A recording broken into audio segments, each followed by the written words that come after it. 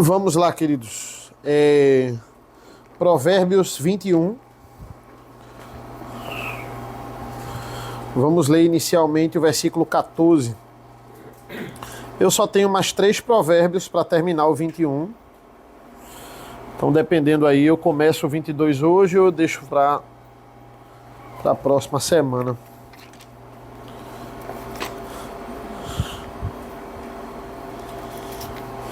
Provérbios 21. Quem achou pode ler aí o 14. O presente que se dá em segredo abate a ira, e a dádiva em sigilo, uma forte indignação. Ok. Então ele fala aí esse provérbio específico sobre dar presente.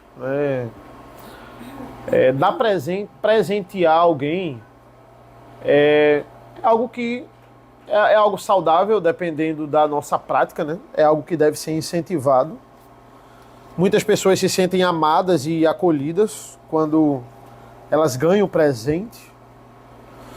E presente não precisa ser nada necessariamente caro, né? É claro que se você tem condições e dinheiro para presentear as pessoas com presentes caros, e até no casamento, né, você presentear a esposa com uma viagem, presentear de forma geral, mas o que a gente deve ver num presente é basicamente a intenção do presente, não o preço do presente, né? Eu tenho certeza que se você não tem condições de dar um presente caro para sua esposa, mas você ir ali na praia e andar na orla com ela ali, tomar um sorvete, eu tenho certeza que para muitos casais isso aí já é sair da rotina, né? Qual foi a última vez que você pegou a sua esposa e você fez alguma coisa só você e ela, né? Falando aí do Dia dos Namorados. Então, o presente ele tem a sua serventia, né? A mulher sábia, digamos assim, ela vai olhar o valor do presente e não... vai olhar a intenção do presente e não o valor do presente. E presente também serve para o mal. Por exemplo, pessoas dando presente para subornar a outra pessoa. Aí não é um presente de coração, é um suborno para que a pessoa fique calada ou para que a pessoa deixe os outros, né? O brasileiro adora dar presentes para isso. Presentes deixam pessoas alegres e outras pessoas aproveitam o presente para ostentar. Gostam de dar presentes caros na frente de outras pessoas para mostrar que ela tem ali uma boa aquisição. O problema é que a gente não pode tratar o presente como um objeto de idolatria. Por exemplo, existem pessoas viciadas em dar presentes e não têm condições de dar presentes caros ou dar muito presente a todo mundo, mas ela gera dívidas porque ela está aí dando presentes. Só que o versículo 14, ele fala sobre uma situação específica. Qual é a situação de Provérbios 14? É uma pessoa que deu um presente e ela tem uma finalidade em dar esse presente. Por que ela está dando o presente a outra pessoa? Aqui em Provérbios 14.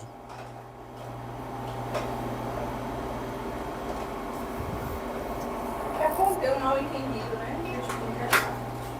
Então, veja, é uma coisa muito específica, né? É um presente que ele está dando para apaziguar a ira de outra pessoa. Certo? Então ele vai dizer isso. Aí ele diz assim, ó, quando você vai dar um presente ou uma bonificação, porque você vai apaziguar a ira de alguém, nunca dê em público. É interessante isso aí. Sempre dê esse presente em sigilo, né? Porque isso vai fazer, isso vai vencer, né, a mais forte indignação. Isso aí vai apaziguar, digamos, a ira das pessoas. Certo? Então, eles, olha, talvez se você der um presente em público, você pode piorar a situação. Aquela pessoa pode entender como uma afronta, uma tentativa de suborno, ou dizer, não, ela não quis dar um presente para me agradar, ela quis dar um presente para mostrar para os outros que ela é boazinha. Mas ela quis... Ou seja, isso, o presente em público para apaziguar a ira, ele está dizendo, pode piorar a situação. Então, quando você der o presente, você faça isso em sigilo. Qual é o sentido desse provérbio, né? O sentido desse provérbio, ao meu ver, é a discrição. Salomão está falando sobre discrição aqui. O cristão não é aquele que faz tudo de bom que ele faz, ele deve mostrar, ele deve ostentar que ele está fazendo aquilo ali de bom e ele está ajudando aquela pessoa e é ele que quer se reconciliar. Ele não faz as coisas mostrando para os outros, com a necessidade de mostrar para os outros. Quando você vai ver as acusações que Jesus faz aos fariseus, por exemplo, a gente vai lá para Mateus 5, para Mateus 6, é tudo contra isso. Tudo que o fariseu fazia com aparência boa, com a capa de bondade, ele fazia questão de mostrar para os outros que ele estava fazendo. Então, se ele estava ali, se ele estava de jejum, ele fazia isso na frente dos outros. Se ele estava ali em alguma petição e orando muito, ele ia lá e fazia questão. Ele criava leis, ele criava rituais, ele criava situações para fazer aquilo ali em público. Se ele vai dar esmola, ele vai dar num ambiente que tinha muita gente. Então, você vê ali Jesus condenando em Mateus 5 e 6 essa vontade do fariseu e essa necessidade que ele tinha, e tudo de bom que ele faz, ele está sempre mostrando aos outros. Então, o cristão ele segue um caminho oposto disso aí. O que o provérbio está exaltando aqui é a discrição. Porque se o objetivo, né, se eu dou um presente a alguém para apaziguar uma ira, para acabar um mal entendido, a primeira pessoa que eu estou agradando ali é a Deus, né? Eu estou agradando a Deus, estou agradando a Cristo. Então, se o meu objetivo é agradar a Cristo, para que eu tenho que mostrar, eu tenho essa necessidade de mostrar que eu estou ajudando, se Cristo está vendo tudo que eu estou fazendo. Eu pego um exemplo atual aí, que são esses exemplos de influenciadores, né? Tudo que eles fazem, eles precisam fazer, e aí tudo de bom que eles fazem é mais para engajar e para gerar um engajamento ali, e não propriamente porque eles querem ajudar. Pensa naqueles influenciadores que fica dando aquele dinheiro lá, chega pro menino lá no sinal, diz, quanto é que é isso aqui? Essa caixa de chiclete. Aí, é 50 reais, pronto, toma 500 reais. Aí o menino chora, aí ele grava e ele posta na internet. Certo? Então, não é meramente para ajudar a pessoa, é para gerar ali um engajamento. Então, ele não está falando, ele usou uma situação aqui do presente, mas ele está falando sobre discrição. Tudo que acontece de bom com a gente, tudo que acontece, toda ajuda que a gente fizer, ou quiser agradar alguém, a gente não precisa postar, a gente não precisa estar exibindo isso. É como se as coisas não fizessem sentido se a gente não divulgasse para os outros aquilo que a gente está fazendo. Certo? Muita coisa que a gente faz pode ser voltada para o trabalho, né? Mas eu vou fazer uma viagem e, poxa, se o meu celular quebrar, ou se eu fizer isso, eu vou fazer uma viagem com a minha esposa, vou fazer uma viagem com a minha família. Não tem sentido eu fazer se eu não postar isso, se eu não compartilhar isso. E não há nada contra você fazer isso, não há nada contra você postar, não há nada contra você compartilhar, mas as coisas perdem um sentido, veja, aquilo ali começa a virar uma idolatria. As coisas perdem um sentido quando os outros não sabem aquilo de bom que eu fiz, certo? E aí o comentarista de Provérbios, desse provérbio aqui 14, ele vai citar a linguagem paulina, quando ele fala sobre o sangue de Cristo ser a propiciação pelos nossos pecados. Aí o comentarista ele vai dizer assim, olha, o que seria propiciação? É o ato de você apaziguar, é o ato de você trazer uma reconciliação, porque justamente o pecado deixou o Pai, né, irado conosco. Certo? Então, Jesus ele vai fazer o quê? Ele vai apaziguar a ira do Pai para com os eleitos. Né? Então, por isso que Paulo chega e diz assim, olha, o sangue dele é derramado a fim de apaziguar, é como propiciação. Certo? Então, o sacrifício de Cristo é o presente que Cristo dá para apaziguar a ira do Pai. Essa é a ideia. Enviado pelo próprio Pai. Decretado aquilo ali antes da fundação do mundo pelo próprio Pai. Porque Deus é justo e ele precisava, para nos salvar, exercer a justiça no Filho. Aí ele chega no 16 aqui, eu só tenho o 16 e o 24 para terminar o versículo 21, capítulo 21. Basicamente o 16 e o 24 eles falam sobre a mesma coisa. Quem se desvia do caminho do entendimento repousará na congregação dos mortos. Né? Quem é o caminho? O caminho é o próprio Jesus. O caminho é o próprio Cristo. Ele vai dizer, né? Eu sou o caminho. E se a gente se desviar desse caminho, ele vai dizer, você repousará na congregação dos mortos. Ele está falando de condenação aqui. Esse repousar aqui não é descanso, né? Não é repouso. Ele está dizendo assim, olha, você vai parar na congregação dos mortos. Você vai estacionar na congregação dos mortos. Você vai parar ali e você não vai conseguir prosseguir. Você vai ficar eternamente ali. Aquele ali vai ser o seu local fixo, né?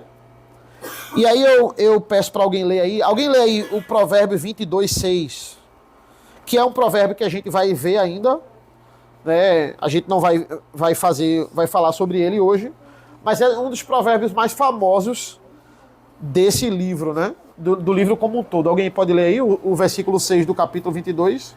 Educa a criança no caminho que deve andar, e até quando envelhecer não se desviará dele. Então, veja, ele está falando sobre o caminho, né? Olha, versículo 16, se você se desviar do caminho do entendimento, você vai repousar na congregação dos mortos. Ensina a criança no caminho que ela deve andar, e quando ela crescer, ela não vai se desviar dela. O mesmo caminho do provérbio 22:6 é o caminho de provérbio 21:16. O caminho é Cristo. Eu devo criar o meu filho, eu devo apontar o meu ensinamento dele para Cristo, né? Muitos acham e muitos se contentam com a igreja. Muitos acham e muitos se contentam com a escola cristã, no sentido de, olha, não, é só eu mostrar ao meu filho o caminho da igreja, pronto. Nem que eu nem preciso necessariamente ir para a igreja, né? É só eu mostrar a ele o caminho da igreja e aí ele vai... Não, veja, você tem que mostrar o caminho da igreja. A igreja é um meio de você conhecer a palavra e de você estar em comunhão com Deus, de glorificar a Deus, e honrar o dia do Senhor e tantas bênçãos que a igreja traz. Mas o que eu devo apontar para a minha vida e na minha criação, na criação dos meus filhos, é que ele conheça Cristo. É que ele entender que quando ele me desobedece e quando ele está pecando, antes de me ofender, ele está ofendendo o caráter de Cristo, né? Perceba um pouco disso, né? Tantas pessoas elas ficam loucas para colocar o filho numa escola cristã. E muitos terceirizam essa educação. No sentido de... Veja que loucura, né? Eu vou trabalhar, eu vou morrer de trabalhar para terceirizar a educação do meu filho. E aí eu morro de trabalhar, coloco meu filho numa escola cristã e não educo ele. Então eu vou trabalhar para ganhar dinheiro para que outros criem meu filho. Entende? Então veja como isso está desproporcional. Será que eu poderia diminuir essa carga horária? Tem gente que realmente não pode. A realidade do brasileiro, isso é completamente diferente, isso aí. Mas não, eu me contento e eu não preciso ter comunhão com meu filho, eu não preciso apontar o caminho, eu vou deixar isso para outras pessoas. E eu só vou morrer de trabalhar e outras pessoas vão apontar o caminho para o meu filho. Então eu estou... se fala muito isso no ambiente profissional, né? Você não é só professor, você é educador. Tudo bem, eu sou educador porque o meu caráter e o meu exemplo vai, claro, ser um exemplo para os meus alunos, né? Para bom ou para ruim. Muitos alunos se inspiram em professores. Mas, em primeiro lugar, eu sou um educador, mas eu estou em segundo plano. O maior educador do filho é o pai e a mãe, né? O pai e a mãe não podem confiar a educação do filho para mim, não. Eu sou a pessoa que ensina ele, que passa o conteúdo para ele. No caso de uma escola cristã, que vou discipulá-lo também, de uma certa forma, mas eu não tenho essa função primária de educar o filho dos outros, né? O pai e a mãe, ele tem essa função. Quem ensina o caminho, Quem ensina a vontade de Cristo para uma criança é o pai dela, é a mãe dela, né? Ele vai fazer isso. Então, e depois a gente vai detalhar também o versículo 6 do capítulo 22. Certo? Versículo 24, que também vai nessa temática de sabedoria. Quanto ao orgulhoso e arrogante, zombador é o seu nome, ele age com orgulho e arrogância, né? É uma pessoa que ela vai traçar, o seu próprio caminho, né? Quão é terrível a vida do obstinado para não ouvir a palavra de Deus. O orgulhoso, ele nunca se vê como orgulhoso, né? É interessante isso. Você senta com ele, você fala que ele está errado, você fala que ele precisa melhorar. As pessoas, elas orientam ele, mas ele não consegue enxergar isso. Na vida dele, ele está sempre certo. Né? Meus alunos, hoje em dia, eles brincam, eles dizem que fulano é o protagonista, né? É o protagonista da história dele. Não, ele é o protagonista. O protagonista do conto da Disney, ele está sempre certo, né? No final, as outras pessoas vão perceber que ele estava sempre certo. Ele vai ser humilhado, ele vai ser criticado, mesmo por estar certo, mas no final todo mundo vai entender e todo mundo vai se curvar à grande vontade dele de estar certo, né? Ele não é aquele que recebe conselho. O arrogante é assim. Ele não aceita receber conselho. Eu estou me rebaixando se eu receber conselho. Eu aconselho. Então, a pessoa vem dar uma lição de moral para mim, eu até ouço, mas aí no final eu não posso ficar para trás. Eu vou também dar uma lição de moral para ela. Para que ela entenda quem é o protagonista, né? E aí, entrando um pouquinho, eu só vou até os versículos 1 e 2 do versículo 22, porque eles basicamente falam da mesma coisa. E também por causa do tempo que dá pra gente seguir aqui até o final, que eu planejei. Alguém pode ler aí pra mim? Versículos 1 e 2 do capítulo 22. Mais vale o bom nome do que muito dinheiro. Ser estimado é melhor do que a própria dinheiro. O rico e o pobre têm algo em comum. O Senhor fez tanto como ele. Amém. Matthew Henry comentando esse primeiro versículo, né? Mais vale um bom nome do que as muitas riquezas. Ser estimado é melhor do que a prata e o ouro. Ele vai dizer assim: o dinheiro é capaz, abre aspas, né, de fornecer excelentes recursos para o próximo. Mas somente um bom nome vai fazer você capaz de pregar o evangelho para ele. Né? Então, o que é que Matthew Henry está dizendo? Ele está dizendo, olha, você só... A porta de entrada para uma pessoa lhe ouvir, você pregar o evangelho para ela, não é dinheiro. Não é você ter muito dinheiro. É você ser uma pessoa confiável. É você ser uma pessoa de respeito, a ponto das primeiras palavras que ele disser, vai ter uma certa credibilidade, porque você é uma pessoa confiável. Não que o evangelho vai ser sustentado pela pessoa que você é, mas é como se fosse a porta de entrada. Não, fulano, ele tem um bom nome.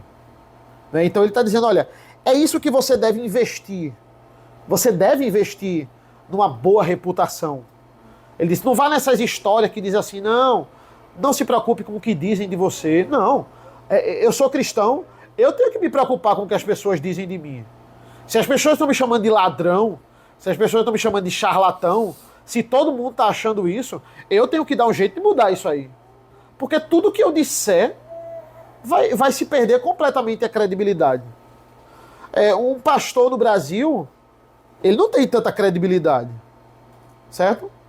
Por quê? Porque pastor é conhecido como ladrão, como charlatão. Então, eu não vou me incomodar com isso. Não importam que as pessoas... Não, eu vou me incomodar com isso sim. E isso vai tirando a credibilidade daquilo que eu estou falando. Né? Então ele está dizendo, olha, preze sim pelo bom nome. Né? Ele não está condenando o rico. Ele não está condenando aquela pessoa que tem posses, aquela pessoa que tem riqueza. Mas ele está dizendo assim, olha, se for para colocar numa balança ser rico e ter um bom nome, pesa mais ter um bom nome. Se você conseguir essa grande habilidade de ser rico e ter um bom nome, ótimo. O que todo mundo quer é isso, é ser rico e ter um bom nome. Se puder ter os dois, ótimo. Tem muita gente que assim. Mas o brasileiro, a maioria dele não está preocupado com isso. Ele está preocupado em ser rico. Os políticos aí, as pessoas que a gente conhece, aqueles personagens, eles não estão nem aí pelo bom nome. Eles acham até engraçado não ter um bom nome. Eles acham até engraçado ter oposição. Mas no final eles vão ganhar dinheiro. No final eles vão ser ricos. No final eles nunca vão precisar ter que trabalhar. Então, dane-se ter um bom nome para eles. Eu não quero nem saber disso. Eles querem, de fato, serem ricos, né? Se você puder ter os dois, melhor. Mas sempre preze. Se fosse para você escolher, né? Escolha ter um bom nome. Pesa muito mais ter um bom nome do que meramente riqueza. E ainda nessa modalidade de riqueza, para terminar, né, versículo 2 vai dizer assim: o rico e o pobre têm algo em comum. O Senhor fez tanto um como o outro. Né? Veja que provérbio interessantíssimo. Ele está dizendo assim: Deus fez os dois. Deus fez o rico e Deus fez o pobre. Então, essa teoria de que pobreza não é de Deus, né? Se você é pobre, teologia da prosperidade. Se você é pobre, tem alguma coisa errada com a sua vida espiritual. Se você era rico e ficou pobre, se você nasceu pobre e continuou pobre, tem alguma coisa com a sua vida espiritual. Porque Deus quer pessoas ricas. O provérbio está dizendo o contrário. O provérbio está dizendo: Deus criou o rico e Deus criou o pobre. E ele está dizendo assim: olha, você vai ter que... Se você é rico, eu sinto dizer, você vai ter que conviver com o pobre. Se você é pobre, eu sinto dizer, você vai ter que conviver com o rico. E Deus faz isso de propósito, o provérbio está dizendo. Ele fez o rico para conviver com o pobre. E ele fez o pobre para conviver com o rico. Veja como não cabe socialismo na Bíblia. Qual é a base do socialismo? Como é que o sistema de governo ele se sustenta se a base dele é a inveja? A base do socialismo é a inveja. Por quê? Porque aquele que é pobre e é servo, ele olha para quem é o seu senhor e ele diz assim: ele tem abundância, ele tem que dividir comigo. Aquilo que ele ganhou em abundância, o que ele herdou em abundância, ele precisa dividir comigo para nós termos igual. A base do socialismo é a inveja. Eu preciso ter aquele que tem abundância, para que não exista mais ricos e todo mundo ganhe igual, né? Se é para uma pessoa ser rica, Marx vai dizer que o Estado seja. Somente o Estado. Mas que ninguém mais seja rico. Ou seja, é um sistema onde meramente eu quero aquilo que eu não tenho. É um sistema que a base dele é a cobiça. Que a base dele é a inveja. Como é que isso pode dar certo? Não, o provérbio está dizendo assim: Deus fez servos e Deus fez aquele que tem muitos servos. E ele vai sustentar e ele vai dar conta da vida dos dois. Daqui a pouquinho. Da vida dos dois. Certo? Então, se eu sou pobre, eu preciso glorificar a Deus na condição que ele me deu, né? E se eu posso melhorar de vida, eu tenho que fazer de tudo para isso. E se eu sou rico, eu não, por exemplo, o pobre não pode chegar e olhar para o rico e ele ficar com raiva pelas coisas que o rico tem, né? Olha a facilidade, olha a flexibilidade no horário do meu patrão, daquele que está acima de mim. Olha as coisas que ele ganha. Olha as viagens que ele fez. Esse cara não trabalha. E aí eu começo a ficar com inveja daquele que tem o recurso que Deus abençoa para me dar o meu salário. Eu começo a invejar a vida dele. É assim que se informa o socialismo. Eu preciso ter o que o meu patrão tem. Ou ele vai ter que dividir com todo mundo e aí ele não vai ter o que ele tem. Que ele vai dividir comigo. Certo? Então, eu preciso lidar com isso aí. E o rico é a mesma coisa. O rico precisa tratar quem serve a ele bem. Ele precisa tratar quem está abaixo dele bem. Ele precisa dar dignidade e uma boa vida para aquelas pessoas que Deus deu para servir a ele. Então essa é a balança. Ele está dizendo rico e pobre, eu criei os dois. Vocês precisam conviver. Eu criei o rico e eu criei o pobre para que vocês convivam bem em sociedade. A vida é assim, gente. Tem pessoas que elas não têm a oportunidade. Veja, eu vou falar da minha vida. Tem gente que talvez, se tivesse a oportunidade que eu tive de estudar numa escola particular, de viver ali numa classe média, de estudar, de poder me preparar e estudar numa faculdade, talvez com o conhecimento e com os recursos que eu tenho, ela desenvolvesse muito mais as habilidades que eu tenho e desenvolvi agora. Talvez com a inteligência que a pessoa tem e as minhas oportunidades, ela já tinha feito uma fortuna enorme. Quantas pessoas, se elas tivessem a oportunidade que eu tive, elas estariam com a vida muito melhor do que a minha, vamos dizer assim. E aí Deus não deu a oportunidade àquela pessoa. Deus deu a oportunidade a mim. Por quê? Porque esse é o plano dele. Ele abriu as portas para mim, para umas coisas, e ele não abriu para as outras pessoas. E a vida é assim. Eu vejo muito isso no futebol. Quantas pessoas talentosas, elas não ganham os títulos que elas mereciam ganhar. Por quê? Porque simplesmente aconteceu alguma coisa naquele campeonato e aconteceu alguma coisa ali que não abriram as portas para ele. Se eu fosse falar de disciplina, era para Cristiano Ronaldo ter ganhado todas as Copas do Mundo que ele foi. E não divulguem isso que eu estou falando, né? Mas se eu fosse falar sobre determinação e disciplina, era justo. Se eu fosse falar de talento, era para Messi ganhar todos os campeonatos que ele participou. E assim vai. Mas não, é um jogo, é uma competição, muitas coisas ali interferiram, certo? Os filmes, eles ensinam muitas coisas que muitas vezes são erradas. O que é que geralmente um filme de superação ele ensina?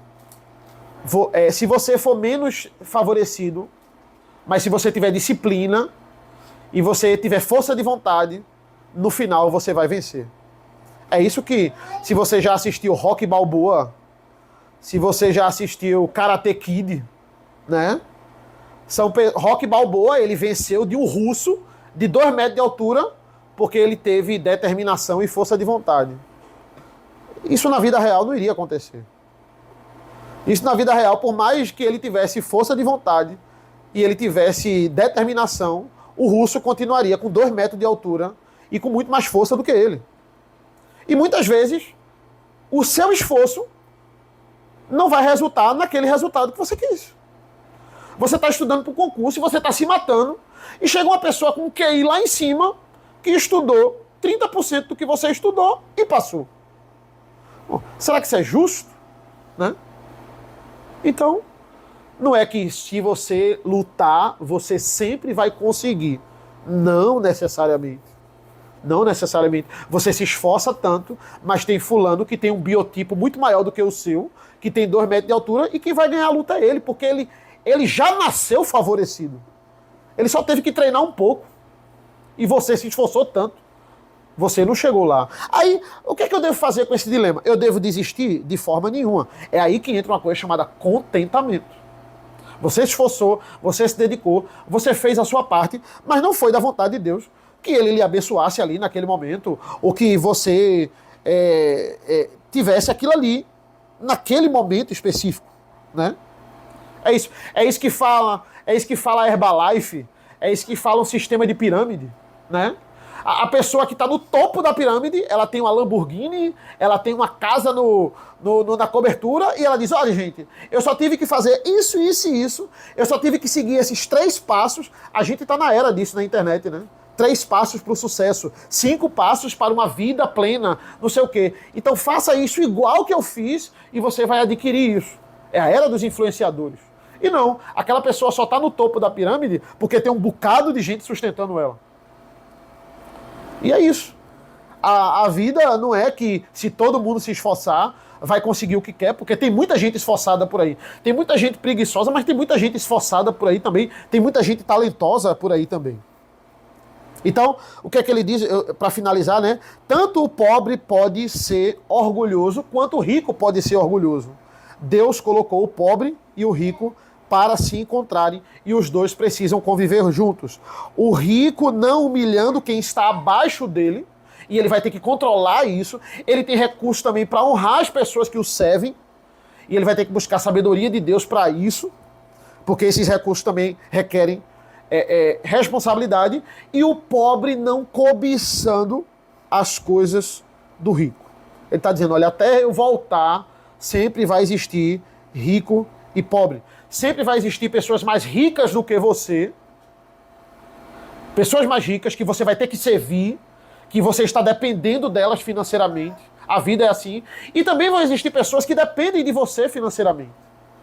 Né? Se você tiver algum recursozinho, o mínimo de diarista que trabalha na sua casa, como é que você está tratando ela? Como é que você está tratando as pessoas que estão aprendendo com você, que estão que foram colocadas ali por Deus para lhe servir de alguma forma? Como você está tratando? Porque nós servimos as pessoas, mas tem pessoas também que nos servem, né? Então, nós temos que aprender a conviver com essas pessoas. Tem gente que tem muita dificuldade com isso. Dificuldade de tratar bem quem é menor do que ela. Quantas pessoas têm dificuldade? Conheço pessoas que têm anos de igreja e têm essa dificuldade. Quando tem alguma pessoa que tem que aprender com ela, quando tem alguma pessoa que está abaixo dela, ela não trata como essa pessoa me trata, por exemplo. Como essa pessoa trata outras pessoas superiores a ela. Com um poder aquisitivo superior, ou com influência superior, ou até com um ofício superior. Elas tratam, agora, quando chega com um secretário, com uma pessoa mais humilde, ela esculacha a pessoa. Ela não tem essa maturidade espiritual. Nós somos senhores de algumas pessoas e nós somos servos de outras. E precisamos aprender a ser senhores e precisamos aprender a ser servos. Amém, irmãos?